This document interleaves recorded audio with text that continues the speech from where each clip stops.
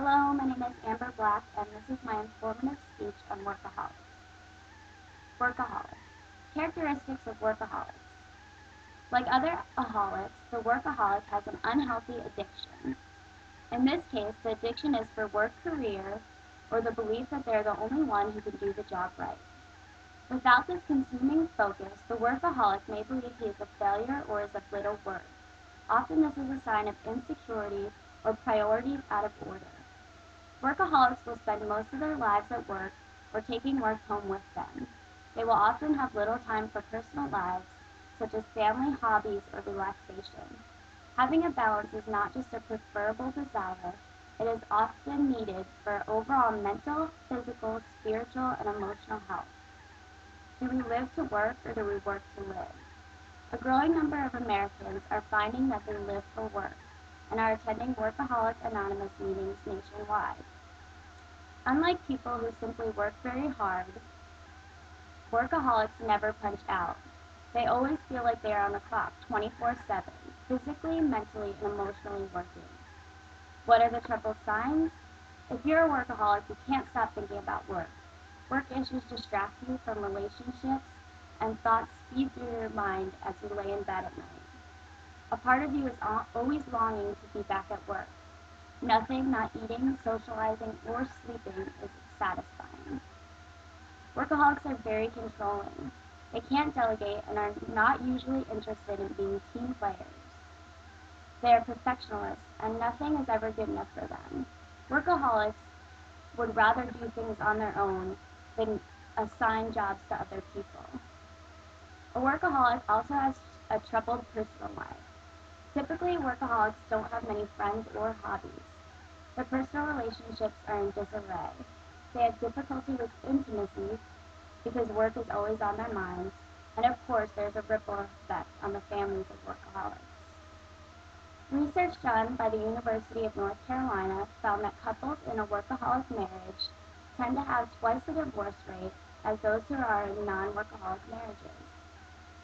We know that all marriages take work, but this is not the kind of work that workaholics want to focus on.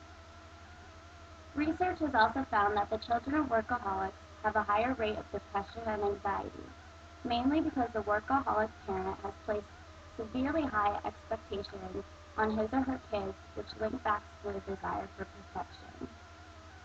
There's health concerns for workaholics, caused by the extreme levels of stress they suffer. They often eat poorly, don't exercise, and in short, just take poor care of their physical and emotional well-being.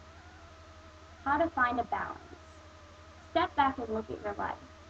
Are you sacrificing other areas of your life because of the time and attention you spend at work?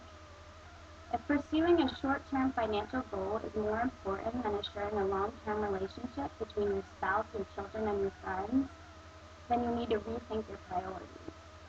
Sure, you might tell yourself that you're working to provide for your family and that it's a necessary part of life, but be honest. Is there a balance in the time you spend on each? Balance is truly the key. Here's a few steps to achieve a healthy balance. Step 1. Set limits on the hours and attention you devote to your job. Step 2. Set aside quality time for your personal relationships and pleasures. Step 3. Confront fear and failure of insecurities. Talk to a pastor or counselor. Use your creativity towards accomplishments other than work, like perhaps a hobby. Be sensitive to the needs of your family and friends. And take up physical workouts such as swimming, hiking, or joining a gym.